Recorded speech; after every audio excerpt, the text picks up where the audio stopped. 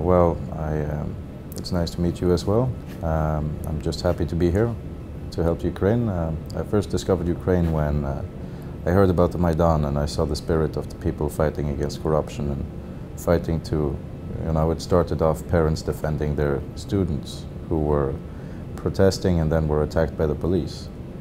And the spirit of people coming together to support each other, to fight for each other and help each other, it was a very beautiful thing.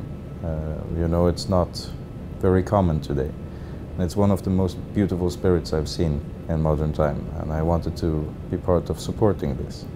And then the conflict with Russia happened, and we all know it's not really separatists. In reality, it's Russians. It's political games and word games. And, I really wanted to join at the start of the war, but I became a father. So I didn't have the possibility to leave at the time. But I spent 4 years online trying to recruit people and to explain the message of going to support Ukraine. And right now there are 5 Americans in the army in various units, and many more people coming in. We have people from civilian backgrounds, we have people from military backgrounds, we have some medics, mechanics, a couple of engineers, varied mix. Mostly it's civilians, but we are also supposed to get 20 soldiers later, so it's good. The message is being spread. People haven't forgotten about the Ukrainian war. The media maybe have, but we haven't. We remember.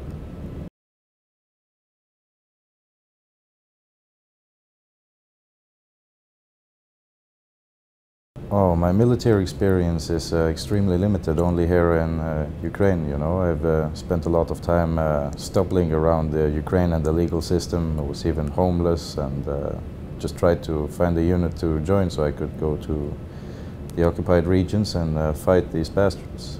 And the time on the front line was absolutely minimal, I get to the front and these papers arrive shortly after. Then I spend almost 2 weeks on the military headquarters, which is very amusing because my legal status was absolutely legal. And when they cancel my contract, now I'm a Norwegian civilian in a war zone, in a military headquarters. So that made the situation a little bit complicated. But, there's some political pressure from Norway. And when I called Norway, there's no information about why, what, who or where. The embassies say they didn't know I was here. But with my ideas and with what I stand for and support, they always keep an eye on people like me. It's normal in the West, What is called a nationalist in Ukraine is called a Nazi by media in the West.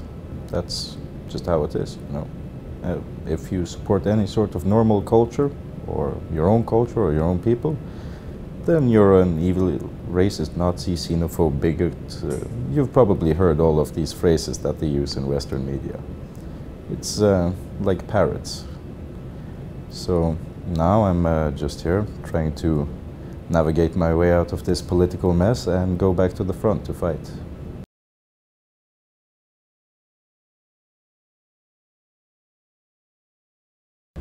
Well, I was celebrating my birthday and enjoying a couple of beers.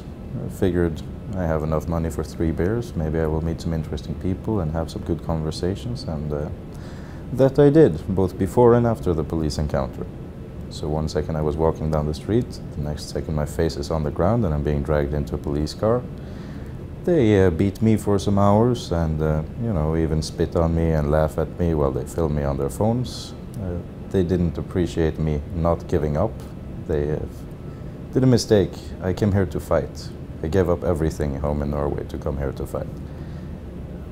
They can't break my spirit with just kicking me. If they want to fight, they are welcome to go to the separatists where they belong, and I will happily fight them on the front.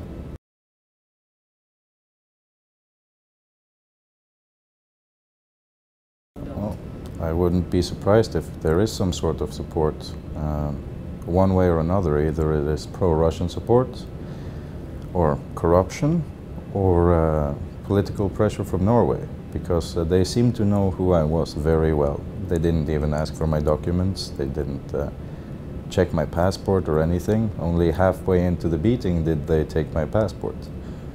And, you know, they specifically said they would send me back to Oslo, which is interesting because I have never lived in Oslo, but they wanted to send me there specifically. And they said things about killing me and other such niceties. But I will give them one thing. They did at least have the politeness to say happy birthday.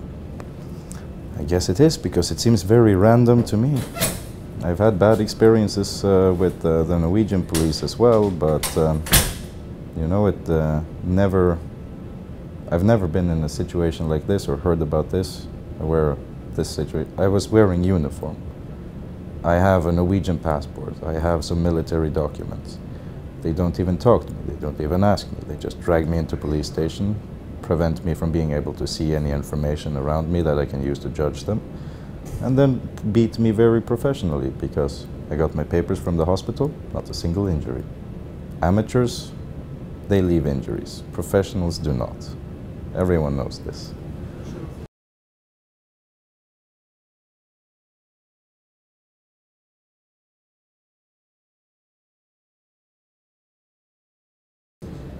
I think the situation in Ukraine, like the situation in all of Europe and in big parts of the rest of the world, is a very bad situation at the moment. There is corrupt criminal elites who are running things. There are bank and media networks. There is a new form of war, hybrid warfare, as you Ukrainians unfortunately have experienced.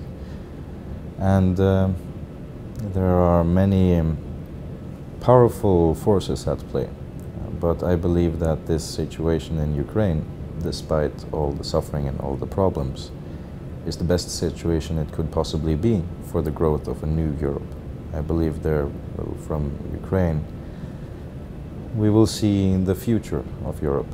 I believe that the things and the situation that is happening now, I believe that the center point of this will be around Ukraine, and the start of something new and great will come from here. I think we will have a new European unity that is not about money, but about brotherhood, about love, and about European unity. We are brothers and sisters, and we should not be fighting each other.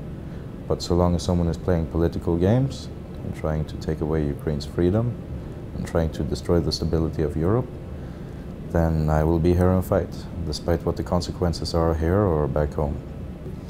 Oh, I think for all the world we will see a great change. My main focus is, of course, on Europe, but I hope everyone else can manage to find their way out of this situation and go back to living a natural life.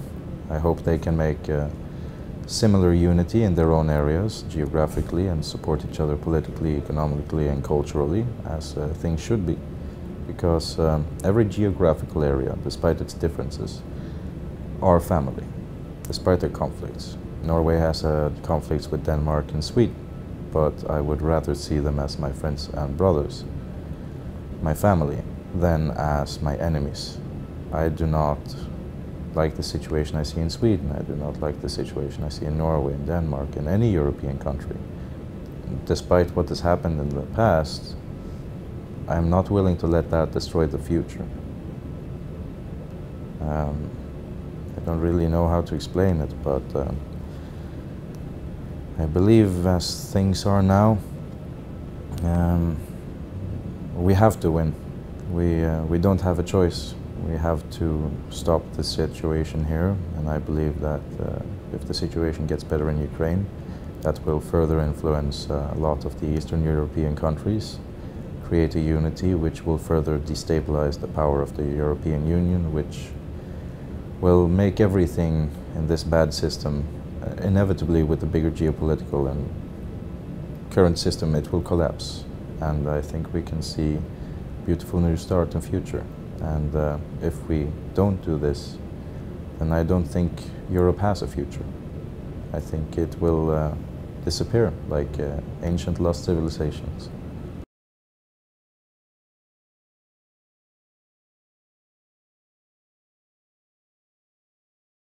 Oh, but this is already happening. I mean, I am here, other foreign volunteers are here. The internet is a very bad thing, but also a very good thing. You know, it's what something is used for, and the people who want to find the truth will find it.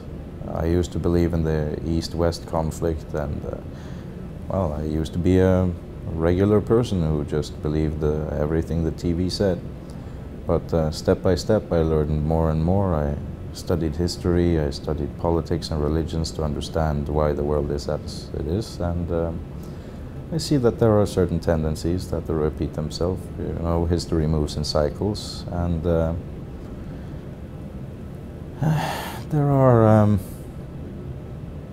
there are some power systems at play that make things difficult, but these power systems are collapsing under their own weight and under their own greed and stupidity and arrogance. So this communication, we are already seeing it happen. I mean, we have foreign volunteers here, people from all over the world, and from countries who have been bitter enemies for a long time or have bad blood between them. And still they fight side by side like friends. Still they see the same truth and they work towards the same goals. I think it's already happening. It's just a matter of time. We have the important part of the population. Those who are willing to act in Europe are acting. And sooner or later the rest will follow.